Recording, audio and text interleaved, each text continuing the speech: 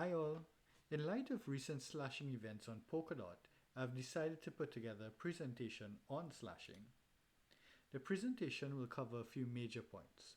We'll explore what is a slash, we'll look at a workflow as to how the slashes are applied, we'll dig a bit deeper into what actually causes a slash and their consequence, and finally some steps to prevent or rather mitigate against a slash. So what is a slash? I'll give a forward and then we'll get into the details. Validators provide an essential role in the network. They produce blocks, they participate in consensus, and in the Polkadot ecosystem, they also provide security for parachains. They are required to uphold certain performance standards, and simply put, stay online and be honest. If they adhere to these standards, they, as well as their nominators, receive a reward. And that reward is your staking reward. In a like manner, if they perpetrate acts that are harmful to the network, they, as well as their nominators, receive a punishment commensurate to the offense, and that is in relation to the offense. This punishment is referred to as a slash. A question that comes up fairly often: why does the Polkadot network have slashing and X network does not have slashing? One of the reasons for this is that shared security that the relay chain validators provide to the parachains. It gives a level of assurance to the parachain projects that the relay chain validators that they are relying on for their security will behave in a predictable and honest manner. Alright, so let's take a look at this process. We start all the way to the top where it says incident occurs, and there's that arrow that says start here. When that incident occurs, and I will give some examples as to what those incidents are, it has to be reported. So that's the next step. This reporting is done by a peer validator, and that peer validator receives an incentive to do so, as he gets a percentage of the slash, right? So he gets some incentive to report his peer validator. This is all done automatically, built into the code, and it doesn't require human intervention. Once the incident is reported, a countdown begins, and this countdown is 27 errors, right? 27 errors is important because it is always one error short of the unbonding time. And what this means is that if it is that someone is slashed or they are party to a slash, they can't unbond their funds to get away from the slash. The slash will always be applied before you can unbond. Alright? So that timer begins, and I just want to make it known, no matter what process we take thereafter, that is the timing that the slash will be applied unless it is cancelled. So the next step is a decision box, and it doesn't really need to occur, so there is a yes and a no. If you appeal, there's one process, and if you don't appeal, the slash is applied in the same time frame I mentioned before. So let's look at the appeal process. The appeal process is done in part off-chain. Appeal is made to the council via poke assembly in writing, stating what happened and why you believe the slash should be cancelled. The council will look at the appeal, and they may need to consult with other parties to come to some resolution. When they believe that they are ready to vote, they go back on chain now and create a motion to cancel the slash. If the motion is passed, then the slash is cancelled, and if the motion is not passed, the slash is applied per original time frame. So there is no delay, any workaround or anything like that to delay so someone can unbond. The time frame remains the same, 27 errors after it was reported. Now, appeals have been approved in the past when there is an issue, let's say with the actual binary or runtime or something like that, that resulted in an unpredictable behavior that the validator operator really, it was out of his control. Okay, so that is one ground for an appeal that was accepted in the past, and you have to put together a very good presentation, a good appeal to get it accepted. So let's look at some factors that can result in a slash. So I have grouped these into three. We have the liveliness, equivocation, and misconduct. Under liveliness, this is really being online, or in this case, not being online. And it is defined as, if you are not online, if you have not produced a block or a heartbeat within a session. And this does not include validating parachain blocks. So it's quite specific to that first bullet point. Equivocation. This is multiple signing on either the babe or grandpa protocols. So I use the term multiple signing. Really, the chain expects that if a block is produced, one person declares, here, I signed, this is the block. Equivocation really comes about where there are two people signing, or multiple, or three or four signing and saying, here is the block. So this is what equivocation is. It's like a duplicate validator doing the same thing, duplicating the efforts of a validator instance. Misconduct. Misconduct is something that possesses a security or monetary risk to the system or some mass collusion.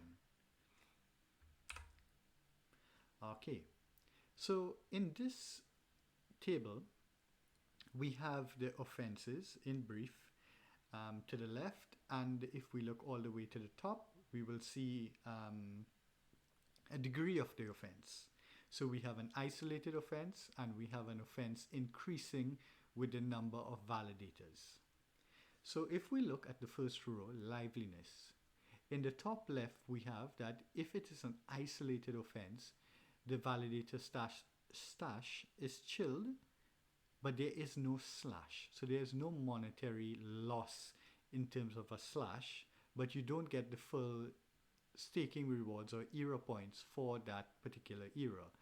So that's the only negative, but you are chilled and there is no official slash. As the number of validators increase that are also not online, you will be chilled and you will start to get a slash that increases linearly with the number of corresponding validators that are offline, right? So the slash starts when greater than 10% of the validators are offending, or in this case, offline. When we get to 33% of the validators being offline, it still isn't the maximum, but it is increasing. The slash is increasing. And of course, you will still be chilled. That point should have been made. When you get to 44%, however, you reach a maximum, a peak of a 7% slash for liveliness. Okay, I will go into more details in a graph that is up next. Let us look at equivocation, which is row number 2. If it is an isolated event of equivocation, and this is the double or multiple signing, you will get a chill and you get a slash, even for an isolated offense. If we move on to 10% of the validators offending, the slash increases in a linear manner. It keeps getting higher and higher as we continue with the number of validators being equivocating. As we move on to 33% of the validators, you get the maximum slash of 100%. So at 10% of the validators equivocating, you get a bit more slash, but when there's 33% of the validators equivocating, you get 100% slash, all offending validators. We move on to misconduct. Misconduct is quite easy. Isolated, 10% or 33%, it doesn't matter, 100% slash for all offenses. And I would like to include that red note to the bottom. All slashes include a side of loss of nominations. So let us look at this liveliness.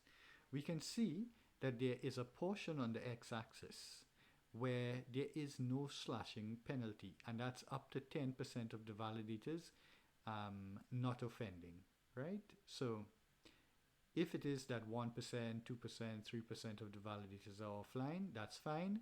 When you get to 10% or more, then you start to get a slash, and the slash keeps going up, up, up, up, up, until you get to 44% of the validators offending, and then there's a 7% slash. If we continue from there, the slash remains the same at 7%. So there is a concept that everything surrounds being online. You know, that is the most important thing that a validator has to do. He needs to keep it up. And yes, it is important, but as you can see, the slash is not as severe for liveliness as it was for some of the others. So keeping it up is important, but it isn't the only important thing. If we look at equivocation, from the onset, even an isolated event starts at 0.01% of a slash, and it keeps going up, up, up, up, up, until we get to 33% of the validators offending. Then it becomes 100% slash. Now, I would just like to take the opportunity to thank Polychains Labs for these charts. I actually extracted it from their article, which I will link in the description, and I just put in a few extra pointers to highlight the points of interest. Now, I didn't do a table for a graph for misconduct, but it's pretty straightforward. Any misconduct is 100% slash. So we are going to look at some of the things that can cause a slash or an event under liveliness. So if we look at you having an existing server, the first point is that the server itself can be offline. The second is that you can have a firewall block all ports or all traffic in and out, or the network connectivity could be an issue. So if you can't connect and communicate with your peers, you're offline. The third point is if your hard drive is filled, and if it's filled, it prevents you from syncing and it leads to an offline event. So if we have a new server and we are migrating, what can happen? Well, the instance, the new one, could not be started with the -- validator flag. This flag is important because if it's not there, you're essentially not running in validator mode. So it's important to have it. If switching servers, you may not have applied the correct session keys. Sometimes people think they have moved to a new server, but they applied the wrong session keys because they had it written down and they copied paste from a notepad and they didn't update their documents. If switching servers using the two-server approach, you may have switched off the original server too soon. Okay, so there's a time frame to do that, and we'll discuss that a bit later. And the final point, your server might not be fully synchronized. So even though you switch to a new server and it's not fully synchronized, you can get an offline event. On to equivocation causes. So the first one is the most popular one, cloning a server to be used as a backup or during deployment of a new server, on new hardware. So if it is that you are spinning a new server, the best course of action is to reinstall. Some people take the clone server approach, and it can cause equivocation issues because you're basically having two servers doing the same signing. The second one is using a failover system to provide zero downtime. Now, as we discussed, you have a fair appreciation for the consequences of being slashed under liveliness. However, there are some operators that don't want to go offline at all, so they don't want to risk any slashing or any chilling under liveliness. So they develop a system in which when one server comes offline, another takes its place. But in order for the other to take its place, it needs to be a duplicate of the original, which is a setup for equivocation. The final point is copying the key store folder when trying to copy a database. When some people roll out a new server, they want to not have to wait days or several hours to sync their database. And in an effort to do so, they desire to copy or clone the database itself. In doing so, there is no harm in doing that. You can copy a database from one server to the next. But if you copy the wrong folders, you can also copy the key store with it. And if you copy the key store, it is the same as copying the server more or less. It's going to be the same signing. So that can cause an issue. So let us look at unintentional misconduct, right? So we are assuming that someone really didn't want to do this and, they got themselves caught in a conundrum or something like that. So let's look at the first point. If you used a binary from a third-party location that might be altered or tampered with, that can cause misconduct, unintentional misconduct. If it is that your server was compromised and an unwanted third party alters your code in an undesired manner, this can also cause slashing under misconduct. So now that we have an idea of what the offenses are, their consequences, and how they may occur, let us look at how we can mitigate against some of these. So we're on liveliness. One of the things that you can do to mitigate against liveliness issues is monitoring. Use monitoring software like Grafana, Prometheus, together with PagerDuty, which can give you alerts.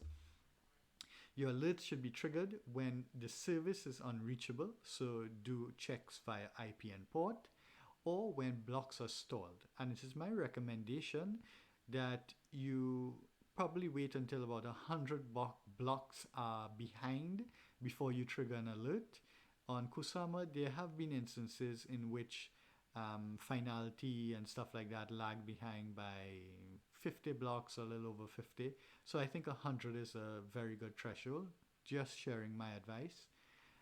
If we look at like checklists are important because they kind of give you an idea of you need to look at these things before, right? So you want to ensure that the session keys are verified on the destination server, right? There's a tool for that on paranodes.io where you can basically ensure that the session key belongs to a particular server.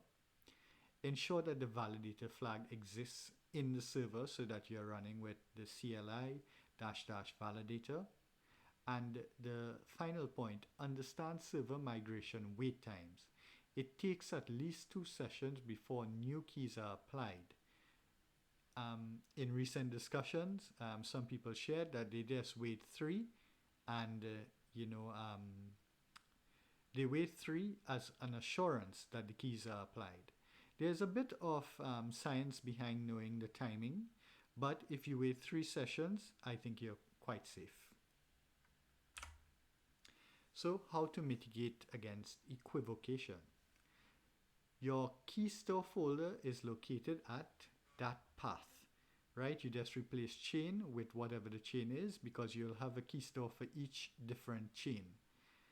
Simply never copy this folder onto another server and you can't equivocate. Easy stuff. If your server went offline spontaneously, do not panic and attempt to restore a clone server to minimize downtime. It's better to be chilled and come back without a slash than attempt this and set yourself up for equivocation slash. Remember, even an isolated event can cause an issue. Use a backup server, not a cloned backup, a backup server. If it is not fully synced, use a snapshot to do so quickly. So this is landing on the point that you're trying to restore a server quickly. Um, get the server up and running and use a snapshot to restore. And if you find that a snapshot is taking long to extract, which is usually the limiting factor, you can use 7ZZ for extraction. And this is something I will cover in a whole separate video. Take a look out for it. The next point is apply a freshly generated set of keys from the server to the stash. So the server that you want to roll out, instead of copying those keys to like Notepad or keeping it in some form of document, just log into the server, author rotate keys, and get the new keys. There's no expense.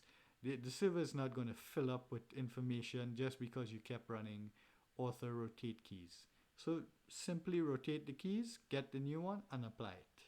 Don't bother with writing things down or trying to save it. You can generate it multiple times on the same server without issue. The final one, it is better to be chilled with no loss than attempt a zero downtime maneuver and get slashed. These zero downtime setups, it is a setup in multiple ways.